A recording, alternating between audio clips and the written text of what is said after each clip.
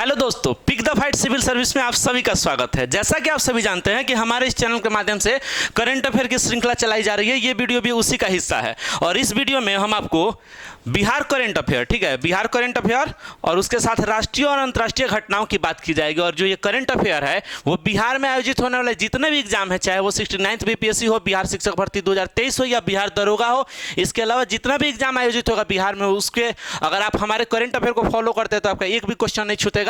और हमारा जो मेन टारगेट है वो है बिहार शिक्षक भर्ती 2023। बिहार शिक्षक भर्ती 2023 पे हम लोग टारगेट करना है, ठीक है। और हम लोग का जो मटेरियल है, इस मतलब जो हम लोग क्वेश्चन लाते हैं वो लाते हैं हम लोग 6 अखबारों के निचोड़ से। आपको कहीं भी ऐसा वीडियो नहीं मिलेगा जिसमें 6 अखबारों के निचोड़ से मटेरियल रेडी किया जाता है। आप न्यूज़पेपर रीड मत कीजिए सिवाय एडिटोरियल के, बाकी हम लोग का वीडियो देखिए, आपका हम लोग 6 न्यूज़पेपर कवर कर देंगे, ठीक है।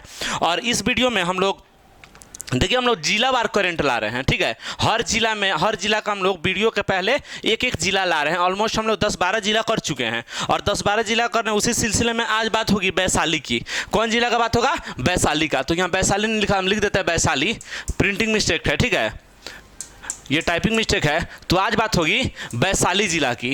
तो वैशाली जिला के बारे में देख लेते हैं। वैशाली जिला का करंट जो हाल फिलहाल में बना है, जो आपको जानना चाहिए एग्जाम के दृष्टिकोण से बहुत ही इंपॉर्टेंट है। तो देखिए, वैशाली में रामायण विश्वविद्यालय बनाया जाएगा। क्या बनाया जाएगा? रामायण विश्वविद्यालय वैशाली में बनाया जाएगा। उसके बाद देखिए, वैशाली में बुद्ध सम्यक दर्शन संग्रहालय, बुद्ध सम्यक दर्शन संग्रहालय कहाँ बनाया जाएगा? वैशाली में बनाया जाएगा। उसके बाद देखिए, हाजीपुर में विदेशी घुसपैठियों के लिए, ठीक है, विदेशी घुसपैठियों के लिए पहला डिटेंशन सेंटर हाजीपुर में विदेशी घुसपैठी के लिए बनाया जाएगा। उसके बाद देखिए, हाजीपुर के फार्मा संस्था को मिला राष्ट्रीय महत्व का दर्जा। तो हाजीपुर में फार्मा संस्था है, उसको मिला है राष्ट्रीय महत्व का दर्जा। तो ये हाजीपुर का जो करंट है ना, तो हाजीपुर में हाल फिलहाल में इतना करंट बना है, तो इसको आप लोग अच्छे से देख लीजिएगा। और जब भी मतलब 38 जिला हम लोग का पूरा हो जाएगा, फिर से जब रिपीट करेंगे ना, तो जो नया करंट आएगा वो वैशाली वाले में हम लोग ऐड कर देंगे, जिस जिला का भी होगा उसमें ऐड कर देंगे। अब वैशाली जिला की बात करें तो बिहार में पूरा 9 प्रमंडल है। कितना प्रमंडल है? 9 प्रमंडल है। और वैशाली जिला जो आता है ना, वो आता है तिरहुत प्रमंडल में। कहाँ आता है? तिरहुत प्रमंडल में। तिरहुत प्रमंडल में बात करें तो 6 गो जिला आता है। कितना? 6 गो। पश्चिमी चंपारण, पूर्वी चंपारण, शिवहर, सीतामढ़ी, मुजफ्फरपुर, वैशाली। शिवहर, सीतामढ़ी, मुजफ्फरपुर, वैशाली, ठीक है। तो क्वेश्चन में देता है छांटने के लिए कौन जिला किस प्रमंडल में नहीं है, तो सट्टा रहता है तो आदमी थोड़ा कंफ्यूजन कर जाता है। तो मैप के हिसाब से देखिएगा ना, तो आपके दिमाग में पूरा छप जाएगा। मैप के हिसाब से देखिएगा तो दिमाग में छप जाएगा, कंफ्यूजन नहीं होगा। इसीलिए हम लोग जो करंट लाते हैं ना, जिस जिले की बात करते हैं उसका प्रमंडल के अनुसार हम लोग का जिला को आपको मैप में दिखा देते। तो ये ग्रीन वाला जो है ना, यही है तिरहुत प्रमंडल। और तिरहुत प्रमंडल की बात करते हो, देखिए यहाँ है वैशाली, यहाँ मुजफ्फरपुर है, ये शिवहर है, ये सीतामढ़ी है, ये ईस्ट चंपारण है और ये है वेस्ट चंपारण। तो टोटल 6 जिला है। 6 जिला में हम लोग मुजफ्फरपुर कर चुके हैं, ठीक है, और वैशाली आज कर लिए। और हम लोग का जो करंट अफेयर का श्रृंखला है, इसी सिलसिले में हम लोग एक नया कोशिश कर रहे हैं कि जिलावार करंट ला रहे हैं। तो जिलावार करंट में करंट तो उसमें रहेगा, उसके अलावा जिला का जो सामान्य परिचय है ना, जनसंख्या ले लीजिए, लिंग अनुपात ले लीजिए, उसकी स्थापना ले लीजिए, लिटरेसी रेट ले लीजिए, अभ्यारण्य ले लीजिए, मिट्टी ले लीजिए, ठीक है, लोकसभा राज्यसभा सीट हो गया, इतिहास से उसका क्या जुड़ाव रहा है, वर्तमान में उसकी क्या स्थिति रही है, वहाँ का फेमस व्यक्तित्व ले लीजिए, फेमस स्वतंत्रता सेनानी ले लीजिए। और मतलब कुछ भी नहीं छूटेगा अगर जिला वाला करंट देख लीजिएगा। तो मुजफ्फरपुर का हम लोग वीडियो अपलोड कर चुके हैं और 38 जिला का हम लोग ऐसे ही लाएंगे, ठीक है, 38 जिला का ऐसे लाएंगे, तो आप लोग देख लीजिएगा। तो जिला से आपका एक भी नहीं छूटेगा बिहार में। अब देखिए, बात करें आज के पहले सवाल की। हमारा आज का पहला सवाल है, बिहार सरकार ने इलेक्ट्रॉनिक गाड़ियों को बढ़ावा देने के लिए इलेक्ट्रॉनिक गाड़ियों की खरीद पर रोड टैक्स पर कितना % छूट दिया है? बिहार में पर्यावरण के दृष्टिकोण से, ठीक है, हर जो सरकार है ना, वो कुछ ना कुछ नया कदम उठा रही है। तो बिहार सरकार कदम उठाई है कि इलेक्ट्रॉनिक गाड़ियों पे जो है ना, रोड टैक्स पे छूट दे रही है, ठीक है, रोड टैक्स पे छूट दे रही है इलेक्ट्रॉनिक वाहनों को। तो इलेक्ट्रॉनिक वाहनों को पूछ रहा है क्वेश्चन में कितना % का छूट दिया जाएगा? तो इलेक्ट्रॉनिक वाहनों को दिया जाएगा 50% का छूट। कितना?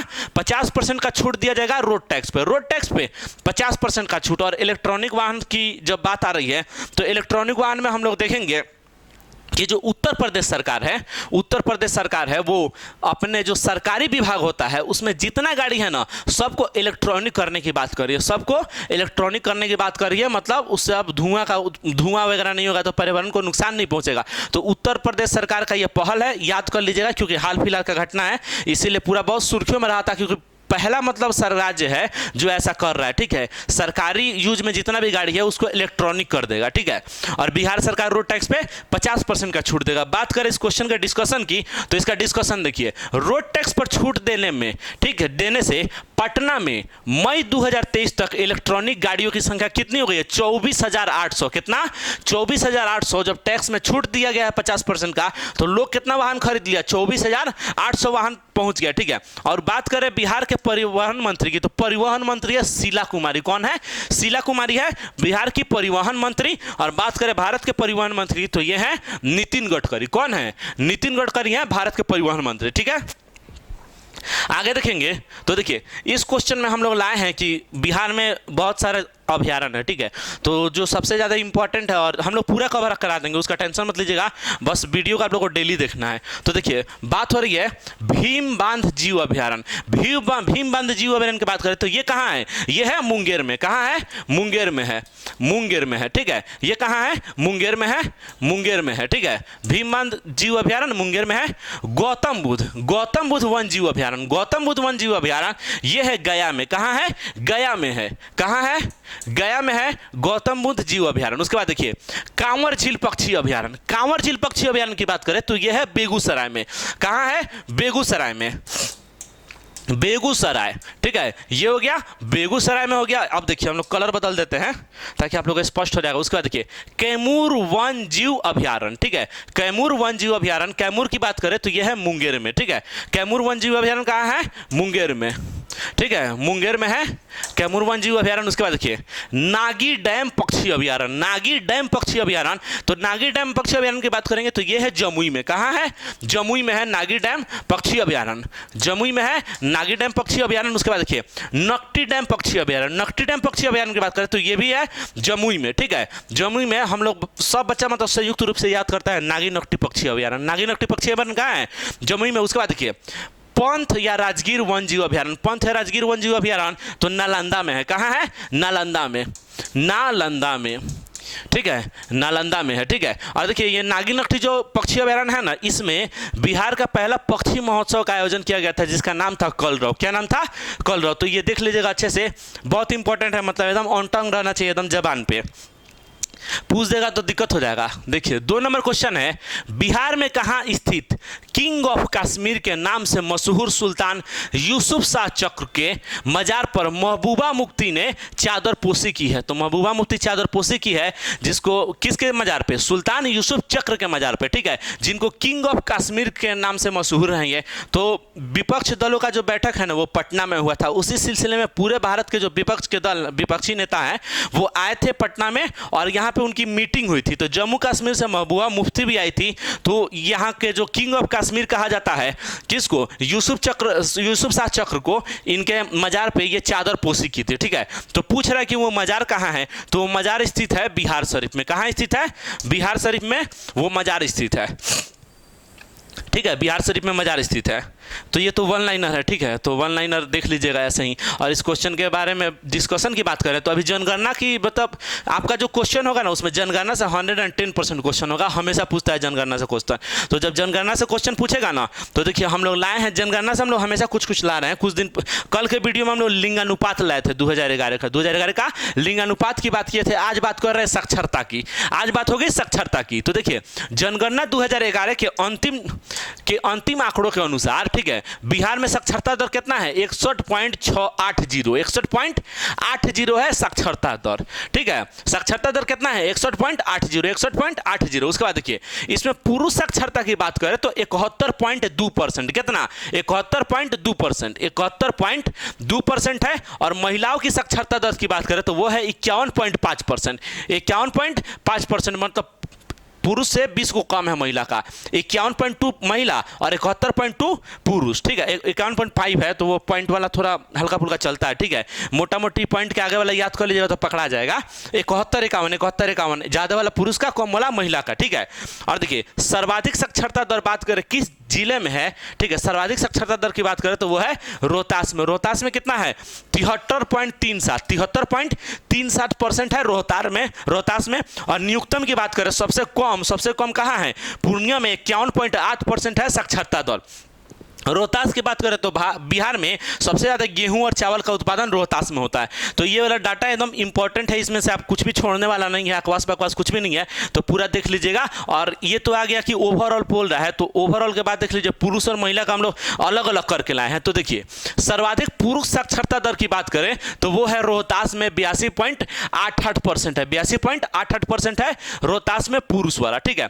और देखिए सर्वाधिक महिला, इसको एक साथ कीजिए, सर्वाधिक महिला साक्षरता दर है ये भी रोहतास में है 62.97%, 62.97%। अब देखिए न्यूनतम पुरुष साक्षरता दर की बात करेंगे, ठीक है, न्यूनतम पुरुष की बात करेंगे तो वो हो जाएगा पूर्णिया में, न्यूनतम पुरुष की बात करेंगे हो जाएगा पूर्णिया में 56.06%, कितना 56.06%। और देखिए इसको एक साथ न्यूनतम महिला साक्षरता दर की बात करेंगे तो वो हो जाएगा सहरसा में 71.68%, 71.68%। देखिए सर्वाधिक वाला में पुरुष हो या महिला दोनों में रोहतास से होगा, सर्वाधिक में पुरुष हो या महिला दोनों में रोहतास है, और न्यूनतम में पुरुष में हो जाएगा पूर्णिया और न्यूनतम महिला में हो जाएगा सहरसा, न्यूनतम महिला में हो जाएगा सहरसा, ठीक है। तो ये इसमें कुछ छोड़ने वाला नहीं है, तो देख लीजिएगा इसको।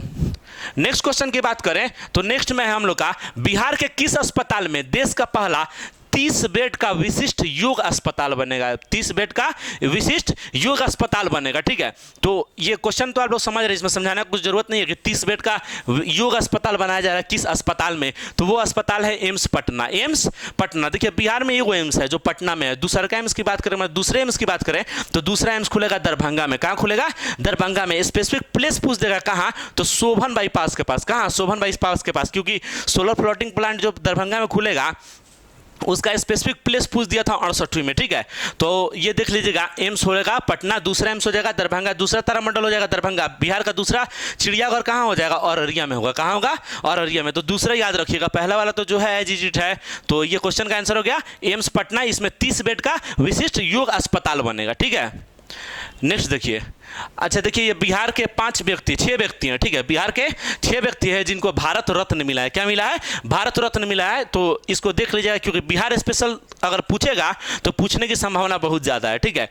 तो देखिए 5 आदमी है टोटल, 5 आदमी में बात करें तो डॉक्टर राजेंद्र प्रसाद की, इनको मिला है 1962 में, कब मिला है 1962 में, 1962 में मिला है। डॉक्टर जाकिर हुसैन की बात करें तो इनको मिला है 63 में, कब मिला है 63 में, 1963 में मिला है। उसके बाद देखिए मौलाना अबुल कलाम आज़ाद की बात करें तो इनको मिला है 1992 में, कब मिला है 1992 में मिला है अबुल कलाम आज़ाद को। JRD टाटा की बात करें तो इनको भी मिला है 1992 में, कब मिला है 1992 में।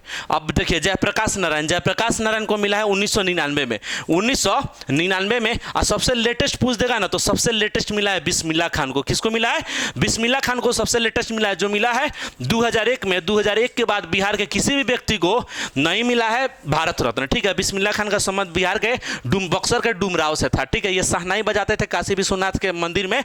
और 2001 में एक फेमस हस्ती और है जिनको भारत रत्न से नवाजा गया, उनका नाम है लता मंगेशकर, किसको, लता मंगेशकर, ठीक है, याद रखिएगा, ठीक है, लता मंगेशकर, ठीक है, लता मंगेशकर, ठीक है, लता मंगेशकर, इनको नवाजा गया 2001 में। अच्छा देखिए भारत रत्न जो है ना मतलब हमेशा पूछ देता है, इसीलिए फेमस जो पर्सनालिटी है ना उनका आप याद रखिएगा तो बहुत फायदा में रहिएगा।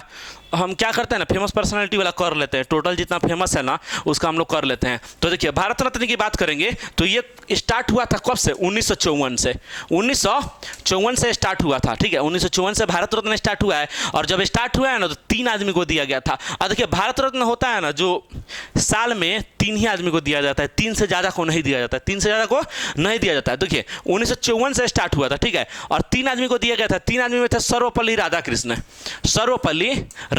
ठीक है, सर्वपल्ली राधाकृष्ण थे, सर्वपल्ली राधाकृष्ण, ठीक है।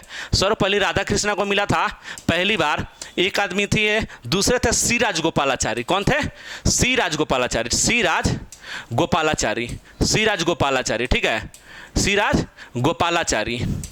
राजगोपालाचारी को मिला था 1954 में ही, 1954 में ही मिला था सीवी रमन को। किनको मिला था, सीवी रमन को मिला था भारत रत्न। देखिए 1954 में स्टार्ट हुआ, 3 आदमी को दे दिएगा, सर्वपल्ली राधाकृष्ण को, सी राजगोपालाचारी को, और उसके बाद मिल गया सीवी रमन को। अब देखिए मरणोपरांत पूछ देगा ना सबसे पहली बार किसको मिला है, तो मरणोपरांत दिया गया 1966 में लाल बहादुर शास्त्री को। किसको मरणोपरांत दिया गया 1966 में, 1966 में लाल बहादुर शास्त्री, लाल बहादुर शास्त्री, ठीक है, लाल बहादुर शास्त्री, ठीक है, लाल बहादुर शास्त्री को दिया गया है। मरणोपरांत इनको मिला है पहली बार, मरणोपरांत पहली बार लाल बहादुर शास्त्री, मरणोपरांत लिख देते हैं, ठीक है, मरणोपरांत, ठीक है, हम लिख देते हैं मरणोपरांत, ठीक है, मरने के बाद दिया गया है सबसे पहली बार लाल बहादुर शास्त्री। पहला वाला 3 को इंपॉर्टेंट है, याद कर लीजिएगा, उसके बाद से 1966 वाला याद कर लीजिएगा। 1966 में लाल बहादुर शास्त्री को पहली बार मरणोपरांत दे दिया गया, ठीक है। उसके बाद पूछ देगा कि फेमस पर्सनालिटी में देखिए पंडित जवाहरलाल नेहरू, पंडित जवाहरलाल नेहरू को कब दिया गया है, तो दिया गया 1955 में। कब 1955 में दिया गया है जवाहरलाल नेहरू को, ठीक है, पंडित जवाहरलाल नेहरू को, ठीक है, पंडित जवाहरलाल नेहरू को, ठीक है, जवाहरलाल नेहरू को, ठीक है, जवाहरलाल नेहरू को दिया गया है 1955 में, 1955 में उनको दिया गया। उसके बाद देखिए इंदिरा गांधी को कोई पूछ देता है तो होगा 1971। कब हो जाएगा 1971 में हो जाएगा इंदिरा गांधी को, इंदिरा गांधी को, ठीक है, इंदिरा गांधी को हो जाएगा 1971 में। देखिए 1971 हो गया इंदिरा गांधी, 10 साल हटा दीजिएगा तो 1920 साल, ठीक है, 20 साल आगे कर देना 1991 में हो जाएगा राजीव गांधी, 1991 में हो जाएगा राजीव गांधी, ठीक है, 1991 में हो गया राजीव गांधी, ठीक है, 1991 में हो गया राजीव गांधी। 1991 की हम लोग बात करें तो 1991 में 2 आदमी को और दिया गया है, मोरारजी देसाई को और सरदार वल्लभ भाई पटेल को, मोरारजी देसाई और वल्लभ भाई पटेल को। तो लिख लीजिएगा, दोनों फेमस इंपॉर्टेंट, दोनों बहुत इंपॉर्टेंट है।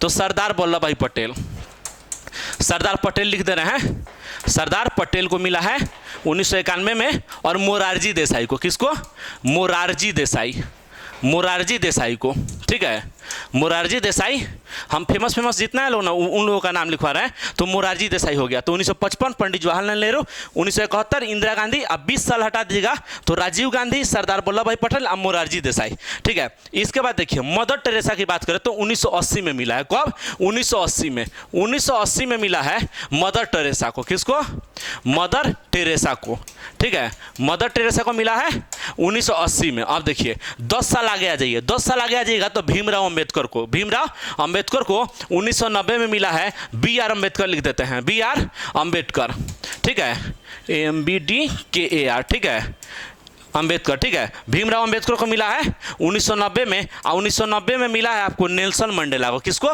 नेल्सन मंडेला, ठीक है, नेल्सन मंडेला को मिला है 1990 में। अब देखिए पूछेगा सबसे कम उम्र का किसको मिला है, तो 2014 में मिला है सचिन तेंदुलकर को, 2014 में मिला है सचिन तेंदुलकर को, सचिन लिख देते हैं, सचिन को मिला है 2014 में। और सबसे लेटेस्ट पूछ देगा किसको मिला है, तो 2019 में मिला है 3 आदमी को, ठीक है, 2019 में मिला है 3 आदमी को, 2019 में मिला है 3 आदमी को, जिसमें प्रणब मुखर्जी थे, ठीक है, कौन था प्रणब मुखर्जी, ठीक है, प्रणब मुखर्जी थे। उसके बाद थे नानाजी देशमुख, ठीक है, नानाजी देशमुख थे, ठीक है, नानाजी देशमुख थे। और इनके साथ थे भूपेन हजारिका, कौन थे भूपेन हजारिका, ठीक है, भूपेन हजारिका, ठीक है, भूपेन हजारिका। तो देखिए भारत रत्न से जितना भी फेमस पर्सनालिटी था ना हम लोग कर लिए लोग, एक भी नहीं छूटा है। स्टार्ट हुआ था 1954 में, सबसे लेटेस्ट दिया गया है 2019 वाला, सबसे कम उम्र का हो जाएगा किसको सचिन तेंदुलकर को 2014 में, ठीक है। अब पूछ देगा 2 गैर भारतीय हैं जिनको भारत रत्न दिया गया है, ठीक है, 2 गैर भारतीय हैं। तो देखिए पहला हो जाएगा नेल्सन मंडेला, दूसरा हो जाएगा खान अब्दुल गफ्फार खान को दिया गया था 1987 में। कब दिया गया था 1987 में दिया गया था। देखिए हम लोग का जितना भी क्वेश्चन रहता है ना, क्वेश्चन तो करंट का सेम रहता है, कहीं भी जाइएगा तो सेम क्वेश्चन मिलेगा, लेकिन जो हम लोग डिस्कशन में जो मटेरियल डाला जाता है हमारी टीम की तरफ से वो बहुत ही हम लोग हेवी डालते हैं, ठीक है, और बहुत ही बढ़िया मटेरियल डालते हैं। तो देखिए नेक्स्ट क्वेश्चन की बात करें तो देखिए टाइम मैगजीन के द्वारा जारी 100 सबसे प्रभावशाली कंपनियों में कौन सा भारतीय कंपनी शामिल है, ठीक है। तो टाइम मैगजीन में 100 प्रभावशाली कंपनियों में कौन सा कंपनी शामिल है, तो उस कंपनी का नाम है NPCI। क्या नाम है NPCI, ठीक है, NPCI नाम है उस कंपनी का। बात करें इस क्वेश्चन के डिस्कशन की तो देखिए टाइम मैगजीन ने हाल ही में दुनिया की 100 सबसे प्रभावशाली कंपनियों की वार्षिक लिस्ट जारी की है, ठीक है, जिसमें एनपी, ठीक है, क्या नाम है, एनपीसीआई, एनपी ओपेन आई, ठीक है, ये ओपेन आई है, स्पेस एक्स है, चेसकॉम है और गूगल डीप माइंड जैसी टॉप कंपनियां शामिल है। और भारत की बात करें तो भारत की national payment corporation of India, ठीक है, national payment corporation of India NPCI सहित ई कॉमर्स प्लेटफॉर्म मीशो को भी स्थान दिया गया। तो भारत का दूगो NPCI Meesho, NPCI Meesho, NPCI Meesho, ठीक है, भारत का हो गया एनपीसीआई मीशो। उसके बाद देखिए इस लिस्ट में 12% से अधिक कंपनी एआई इंडस्ट्री से जुड़ी है, एआई आर्टिफिशियल इंटेलिजेंस होगा, एआई इंडस्ट्री से जुड़ी है, जिसमें मुख्य रूप से OpenAI, Nvidia, Google DeepMind, Hugging Face और मेटाफिजिक्स जैसी कंपनियां। ये सब छोड़ दीजिएगा, दो भारत वाला याद कर लीजिएगा, मीशो को और एनपीसीआई को। मीशो और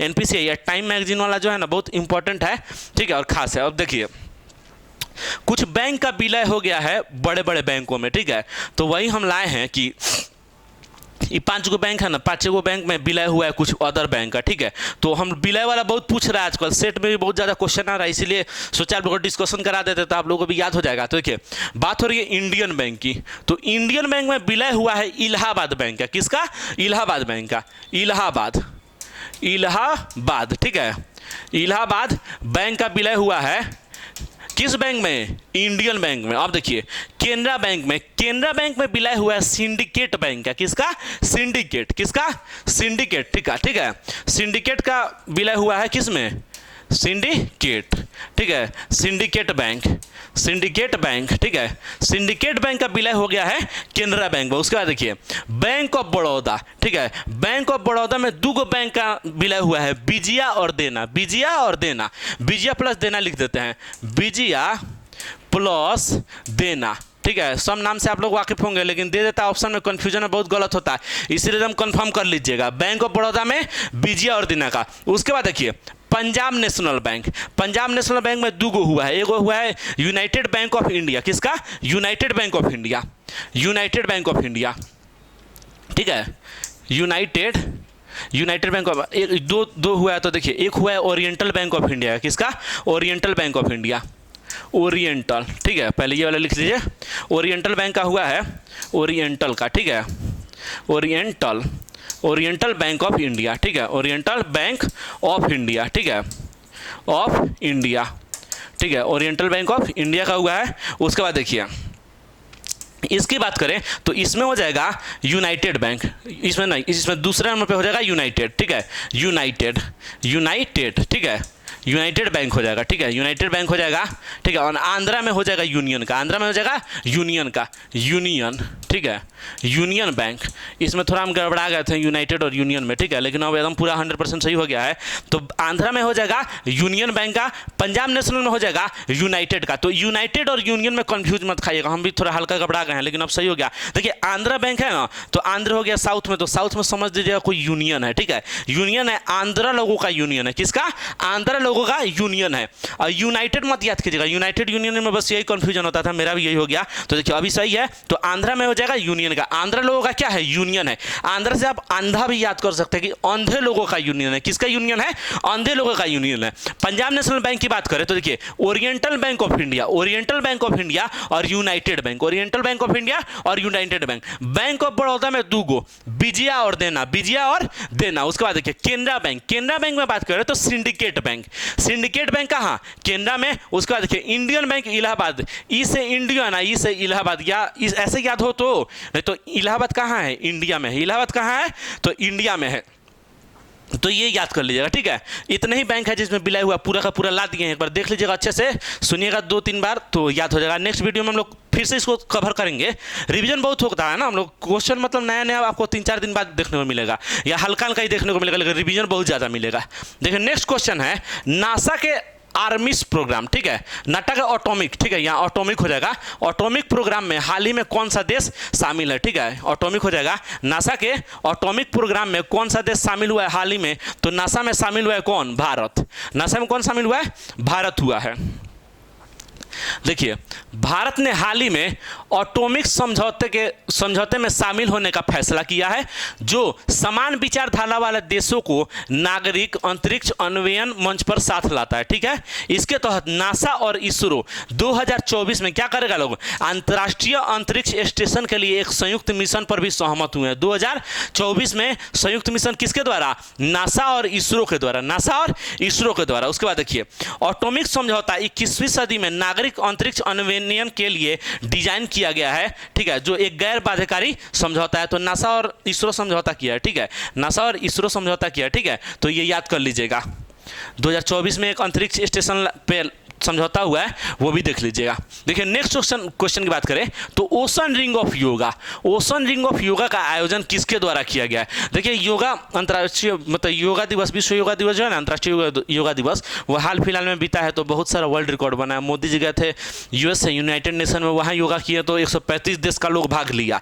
तो 135 देश का लोग भाग लिया तो वहाँ वर्ल्ड रिकॉर्ड बन गया। तो वहाँ भी गिनीज वर्ल्ड रिकॉर्ड बुक का सर्टिफिकेशन मिला। किसको मिला, तो रुचिजा कंबोज को मिला, क्योंकि संयुक्त राष्ट्र में भारत की स्थायी प्रतिनिधि रुचिया कंबोज है। उसके बाद राज्यवार में भी मिला था कि सबसे ज्यादा लोग शामिल हो गया, तो उसको भी गिनीज वर्ल्ड रिकॉर्ड बुक का सर्टिफिकेट मिला। तो वो भी हम लोग क्वेश्चन कवर कराए हैं। ये नेक्स्ट क्वेश्चन है कि ओशन रिंग ऑफ योगा का आयोजन किसके द्वारा किया गया है।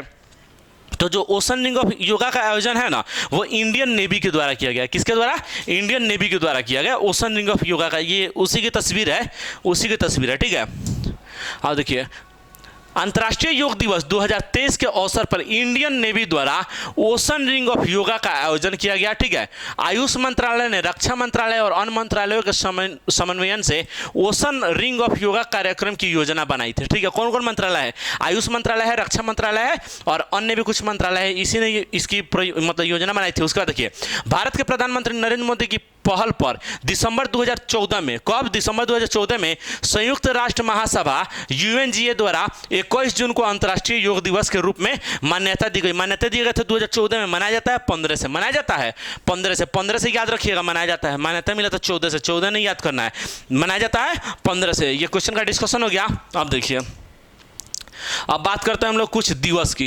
दिवस 4 है। ठीक है, दिवस 4 है। इसमें देखिए, विश्व ब्रेल दिवस, विश्व ब्रेल दिवस की बात करें, ये मनाया जाता है 4 जनवरी को। कब, 4 जनवरी, 4 जनवरी, JAN लिख दे रहे हैं। ठीक है, 4 जनवरी को मनाया जाता है। उसके बाद देखिए, प्रवासी भारतीय दिवस, प्रवासी भारतीय दिवस को इंग्लिश में बोलते हैं national NRI day, NRI day. ठीक है, NRI डे का बोलता है non residential Indian, non residential Indian, NRI, N से नॉन, R से रेसिडेंशियल, I से इंडियन, नॉन रेसिडेंशियल इंडियन। ठीक है, उसको हिंदी में बोलते हैं प्रवासी भारतीय दिवस। तो ये मनाया जाता है 9 जनवरी को। 9 जनवरी को गांधी जी आए थे भारत में, 9 जनवरी को, उसी को उपलक्ष्य में मनाया जाता है 9 जनवरी को। ठीक है, 9 जनवरी हो गया। उसके बाद देखिए, विश्व हिंदी दिवस, विश्व हिंदी दिवस की बात करें तो ये मनाया जाता है 10 जनवरी को। कब, 10 जनवरी, 10 जनवरी को, 10 जनवरी को। उसके बाद देखिए, राष्ट्रीय युवा दिवस, राष्ट्रीय युवा दिवस की बात करें तो ये मनाया जाता है 12 जनवरी को। कब, 12 जनवरी, कब, 12 जनवरी।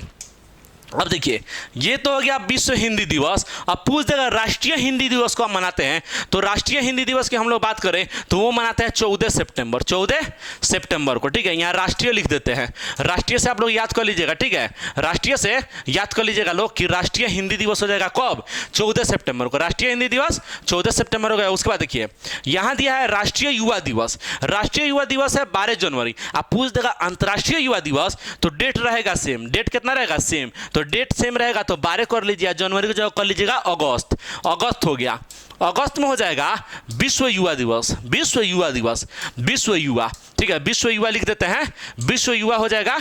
ठीक है, विश्व युवा हो गया कितना, 12 अगस्त को। राष्ट्रीय युवा दिवस 12 जनवरी को, 12 जनवरी को हो जाएगा। अब विश्व वाला हो जाएगा 12 अगस्त को।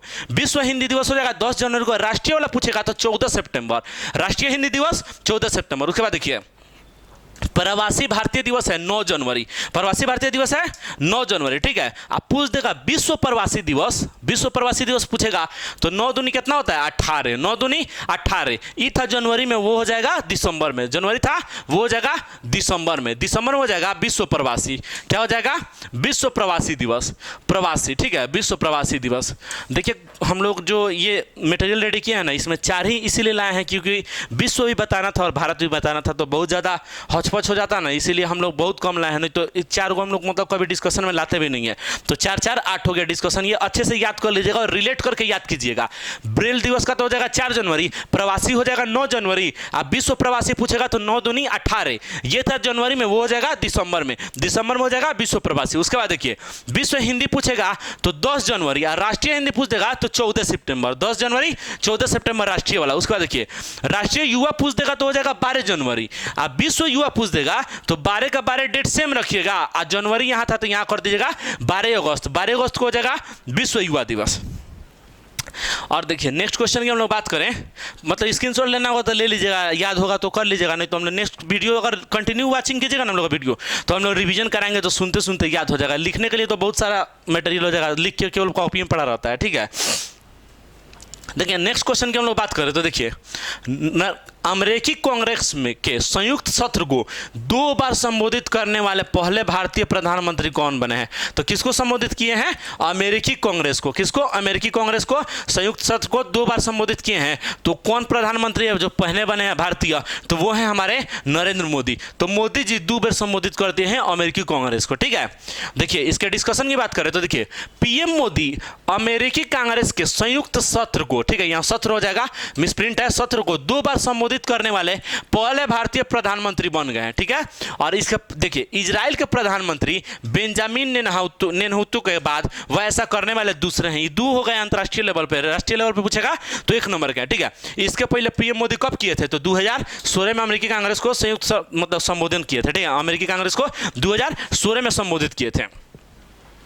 नेक्स्ट देखिए, नेक्स्ट हमारा क्वेश्चन है किस राज्य की हॉकी टीम ने हॉकी इंडिया जूनियर पुरुष 2000 चैंपियन 2023, ठीक है, हॉकी इंडिया जूनियर पुरुष राष्ट्रीय चैंपियन 2023 जीता है? तो पूछ रहा है कि हॉकी इंडिया जूनियर पुरुष राष्ट्रीय चैंपियनशिप 2023 कौन जीता है? तो ये जीता है कौन? मध्य प्रदेश। कौन जीता है? मध्य प्रदेश। खेल से भी आ जाता है कि कौन गेम कौन जीता है, ज़्यादा हाईलाइट जो रहता है वो नहीं पूछता है, क्रिकेट उर्केट नहीं पूछेगा, जो ज़्यादा हाईलाइट नहीं है वही पूछेगा, ठीक है। तो कौन जीता है? मध्य प्रदेश। क्या जीता है? हॉकी इंडिया जूनियर पुरुष राष्ट्रीय चैंपियनशिप 2023, ठीक है। चलिए नेक्स्ट देखिए, डिस्कशन देखिए, हॉकी मध्य प्रदेश ने बिरसा मुंडा हॉकी स्टेडियम में फाइनल में हॉकी मतलब चंडीगढ़ को हराया है। ये हॉकी छोड़ दीजिए, यहाँ भी हॉकी काट दीजिएगा, ठीक है।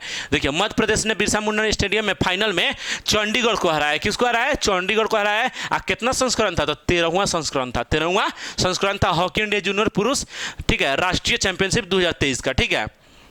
हरियाणा यहाँ है ना, वो 3रे स्थान पे, हरियाणा है 3रे स्थान पे। दूसरा हो गया चंडीगढ़, तीसरा हो गया हरियाणा, 1 नंबर हो गया।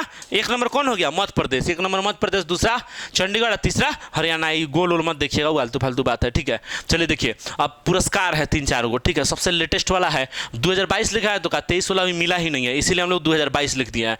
पूछ रहा है व्यास सम्मान। व्यास सम्मान 2022 किसको मिला है? तो मिला है ज्ञान चतुर्वेदी को। किसको? ज्ञान चतुर्वेदी, ज्ञान चतुर्वेदी, ठीक है। ज्ञान चतुर्वेदी को मिला है, ज्ञान चतुर्वेदी को मिला है, ठीक है। ज्ञान चतुर्वेदी को मिला है। ज्ञान चतुर्वेदी को पूछ देगा कि मतलब किस बुक के लिए मिला है, साहित्य के लिए मिलता है। तो हिंदी में एक उनका पुस्तक है जिसका नाम है पागल खाना। क्या नाम है? पागल खाना। व्यास सम्मान 2022 ज्ञान चतुर्वेदी पागल खाना, ठीक है। पागल खाना, पागल खाना, ठीक है, पागल खाना। कभी व्यास सम्मान कोई बुक का भी नाम पूछ देगा, किसको मिला है वो भी पूछ देगा।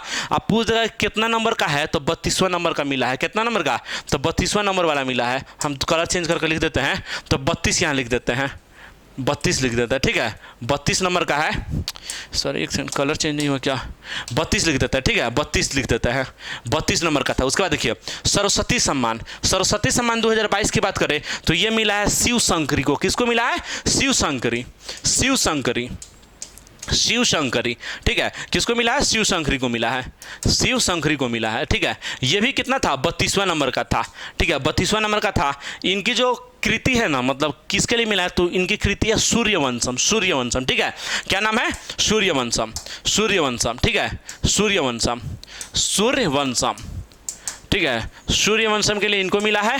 तो देखिए व्यास सम्मान ज्ञान चतुर्वेदी पागल खाना 32वां नंबर का, सरस्वती सम्मान शिव शंकरी सूर्यवंशम के लिए मिला है। उसके बाद देखिए बिहारी पुरस्कार की बात करते हैं तो देखिए थोड़ा जगह का दिक्कत है तो हम यहाँ लिख देते हैं, ठीक है। बिहारी पुरस्कार मिला है माधव हाड़ा को। किसको मिला है? माधव हाड़ा को। इनकी जो कृति है उसका नाम है पचरंग चोला पहर सखीरी। पचरंग चोला पहर सखीरी। तो माधव हाड़ा, माधव हाड़ा, ठीक है, माधव हाड़ा, ठीक है, माधव हाड़ा को मिला है। इनकी कृति का नाम क्या है?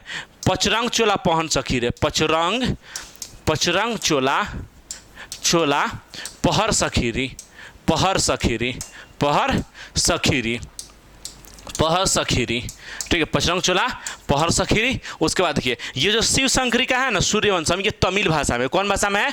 तमिल भाषा में, ठीक है, तमिल भाषा में है। ये हिंदी में था, ये था पागलखाना था हिंदी में, सूर्यवंशम था तमिल में। बिहारी पुरस्कार हो गया तो माधव हाड़ा, पचरंग चोला पहर सखीरे। अब देखिए एबल पुरस्कार मिला है, तो एबल वाला दिया जाता है मैथ के क्षेत्र में, एबल वाला मैथ के क्षेत्र में दिया जाता है। ये मिला है लुइस कैफरेली को, लुइस कैफरेल को, लुइस कैफरेल, क्या नाम है? लुइस कैफरेल, ठीक है, लुइस कैफरेल, ठीक है, लुइस कैफरेल, लुइस कैफरेल, ठीक है, लुइस कैफरेल को दिया गया है, ठीक है। ये मैथ के क्षेत्र में दिया जाता है, एबल वाला मैथ के क्षेत्र में दिया जाता है, एबल वाला मैथ के क्षेत्र में दिया जाता है। ये अर्जेंटीना और अमेरिका के गणितज्ञ हैं, अर्जेंटीना और अमेरिका के गणितज्ञ हैं। और गांधी शांति पुरस्कार की बात करो तो एकदम 2-3 दिन पहले का है, हम लोग उसी दिन कराए थे आपको ये करंट अफेयर।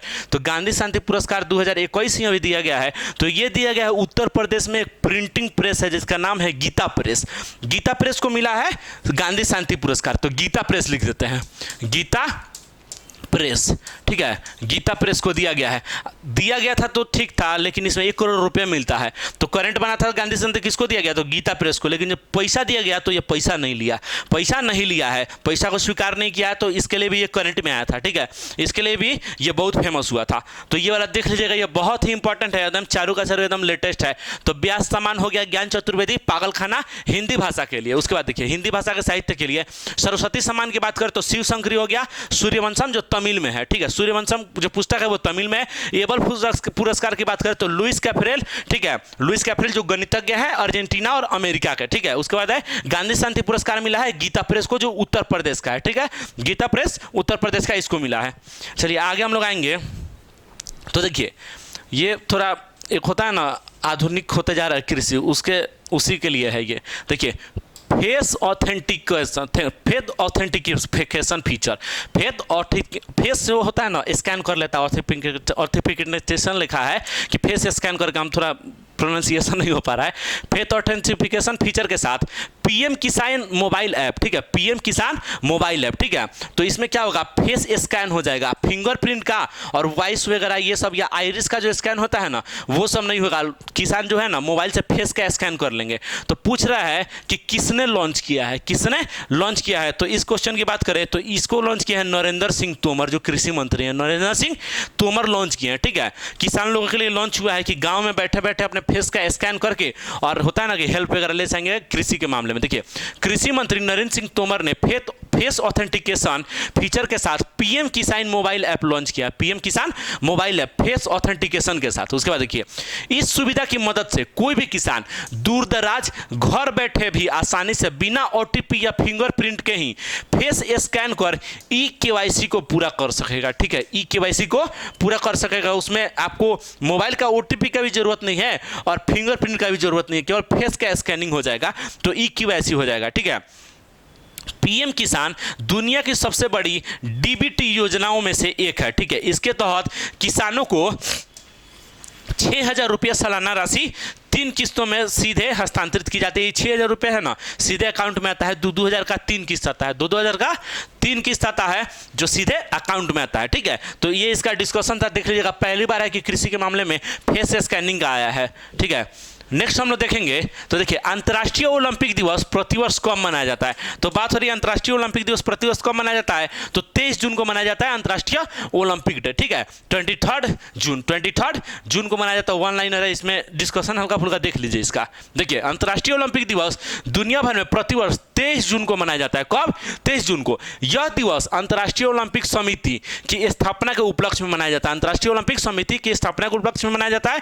इस दिवस को मनाने की शुरुआत 1948 से की गई थी, 1948 से की गई थी। अंतर्राष्ट्रीय ओलंपिक समिति की स्थापना कब हुई थी, तो 23 जून 1894, 23 जून 1894 को। उसको देखिए अंतर्राष्ट्रीय ओलंपिक समिति इस दिन खेल और ओलंपिक मूल्यों को बढ़ावा देने के लिए कोई कार्यक्रम का आयोजन करता है। ओलंपिक की बात हो रही है तो एकदम करंट का क्वेश्चन है कि भारतीय ओलंपिक संघ की पहली महिला अध्यक्ष कौन है। ठीक है, भारतीय ओलंपिक संघ की पहली महिला अध्यक्ष कौन है, तो वो बनी है पीटी उषा। कौन बनी है, पीटी उषा। पीटी उषा, जिसको उड़न परी के नाम से भी जानते हैं हम लोग। तो पीटी उषा भारतीय ओलंपिक संघ की पहली महिला अध्यक्ष बनी है। पहली महिला अध्यक्ष भारतीय ओलंपिक संघ, तो हो जाएगा पीटी उषा। उसके बाद देखिए नेक्स्ट क्वेश्चन है, इकोनॉमिक इंटेलिजेंस यूनिट के अनुसार, इकोनॉमिक इंटेलिजेंस यूनिट के अनुसार रहने के